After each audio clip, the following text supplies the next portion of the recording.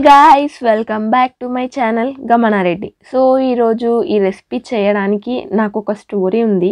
ఆ రెసిపీ ఏంటో చెప్తూ ఆ స్టోరీ ఏంటో కూడా చెప్పాలి అని అనుకుంటున్నాను. అప్పట్లోపు మీరు నా ఛానల్ ని సబ్స్క్రైబ్ చేయకపోతే సబ్స్క్రైబ్ చేసుకొని వీడియో మొత్తం స్కిప్ చేయకుండా చూస్తారు అని అనుకుంటూ ప్రాసెస్ ఏంటో నేను మీకు చెప్తాను. అంతకంటే ముందు రెసిపీ నేమ్ ఏంటో చెప్పాలి కదా. సారీ, రెసిపీ ఏంటంటే సాఫ్ట్ చికెన్ ఫ్రైడ్ రైస్ అన్నమాట. సో ఇంగ్రీడియంట్స్ అండ్ ప్రాసెస్ ఏంటో చూసిద్దాం. Let's get started.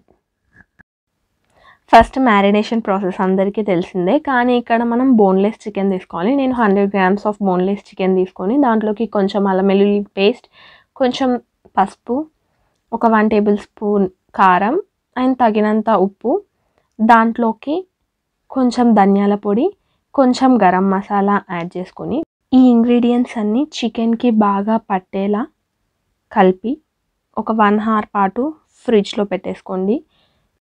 1 hour పాటు నానబెట్టుకున్న బాస్మతి రైస్ ఇది. ఇప్పుడు దాన్ని స్టవ్ పైన పెట్టి దాంట్లోకి కొంచెం ఆయిల్ వేసుకోవాలి. ఆయిల్ వేస్తే రైస్ అనేది అతుక్కోకుండా ఉంటుంది. అండ్ దెన్ కొంచెం ఫ్లేవర్ కోసం సాల్ట్ యాడ్ చేసుకోండి మీకు తగినంత.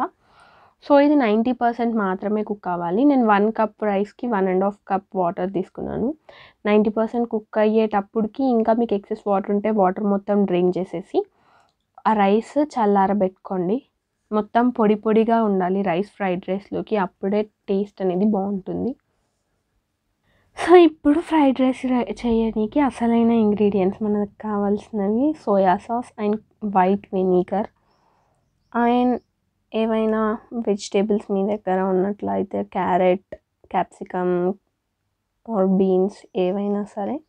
అండ్ నేను తీసుకున్న ఇంగ్రీడియంట్స్ ఏంటంటే పుదీనా, కొత్తిమీర, green chillies and carrot. First ఒక 2 eggsని బీట్ చేసుకొని దాంట్లోకి కొంచెం సాల్ట్ వేసుకొని పక్కన ఉంచుకోండి.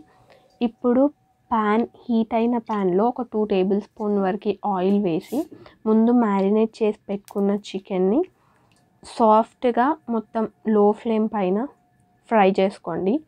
చికెన్ మొత్తం పర్ఫెక్ట్గా కుక్ అయ్యేంత వరకు ఫ్రై చేస్తూనే ఉండండి. చికెన్ని ఎక్కువసేపు కలపకుండా లో ఫ్లేమ్లో పెట్టేసి అలానే ఉంచితే చికెన్ అనేది ఈజీగా కుక్ అవుతుంది అండ్ కలర్ చేంజ్ అవుతుంది కూడా చికెన్ది. సో వీడియో స్టార్టింగ్లో నేను మీకు ఈ రెసిపీ చేయడానికి వెనకాల ఒక స్టోరీ ఉంది అని చెప్పాను కదా. ఆ స్టోరీ ఏంటంటే ఎప్పుడైనా మా మమ్మీ ఏదైనా కుక్ చేసినప్పుడు నేను కిచెన్లోకి వెళ్తే ఏదైనా స్మెల్ని బట్టి ఇంగ్రీడియంట్ తక్కువైంది అని చెప్తూ ఉంటాను. అండ్ అది నా సెన్సెస్ ఎప్పుడు కరెక్ట్గా పనిచేస్తుంటాయని ఒక నమ్మకంతో ఉంటాను. సో ఇది నా సెన్సెస్ని టెస్ట్ చేసే రెసిపీ అన్నమాట. ఎందుకు అనంటే నేను ఈ రెసిపీని ఎక్కడా నేర్చుకోలేదు, ఎక్కడా చూడలేదు చేయడం. సో ఇది నేను తిని ప్రయోగిస్తున్న వంటకం అన్నట్టు. ఒక రెస్టారెంట్లో తిని దాని ఇంగ్రీడియంట్స్ ఏంటో టేస్ట్ని బట్టి నేను తెలుసుకొని ట్రై చేస్తున్నాను. అండ్ నేను అది తిని కూడా ఒక 3 to 4 months అవుతుంది.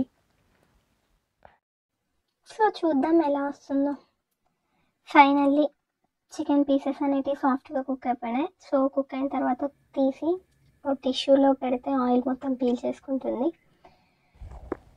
సరే, మరి ఇప్పటివరకు లో ఫ్లేమ్ పైన కుక్ చేసాం. ఇప్పుడు చేయాల్సింది మొత్తం హై ఫ్లేమ్ పైనే ఒక 2 tablespoons వరకు ఆయిల్ తీసుకొని ఆ ఆయిల్ హీట్ అయిన తర్వాత మనం ముందుగానే బీట్ చేసుకున్న ఎగ్స్ని కొంచెం సాల్ట్ కలుపుకున్నాం కదా, దాన్ని ఈ ప్యాన్లో వేసి హై ఫ్లేమ్ పైనే ఉంచి ఆమ్లెట్ అనేది కొంచెం ఫ్లఫీగా అయ్యేంత వరకు కుక్ చేస్తూ ఉండండి.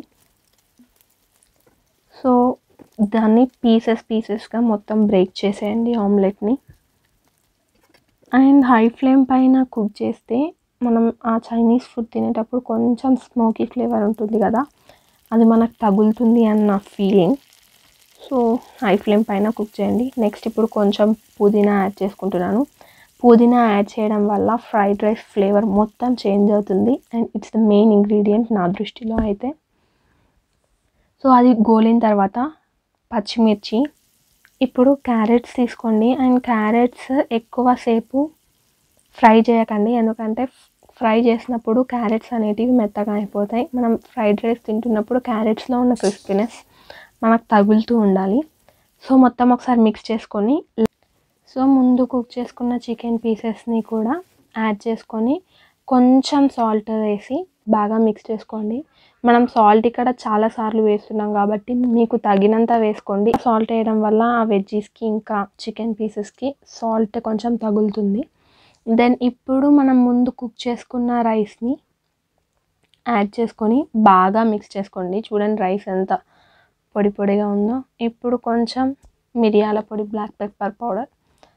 ఇప్పుడు చెప్తున్న ప్రాసెస్ మొత్తం హై ఫ్లేమ్లోనే జరగాలి, అయితేనే ఆ స్మోకీ ఫ్లేవర్ అనేది రైస్కి యాడ్ అవుతుంది. ఇప్పుడు ఒక 1 టేబుల్ స్పూన్ వరకు వైట్ కుకింగ్ వెనిగర్ యాడ్ చేసుకోండి. ఇంకా 1 టేబుల్ స్పూన్ ఆర్ అంతకంటే కొంచెం తక్కువ సోయా సాస్ కూడా యాడ్ చేసుకోండి. ఇవి అన్ని ఇంగ్రీడియంట్స్ మిక్స్ అయ్యేలా హై ఫ్లేమ్ పైన బాగా మిక్స్ చేసి ఒక 5 మినిట్స్ పాటు అలా మిక్స్ చేస్తూ ఉండండి.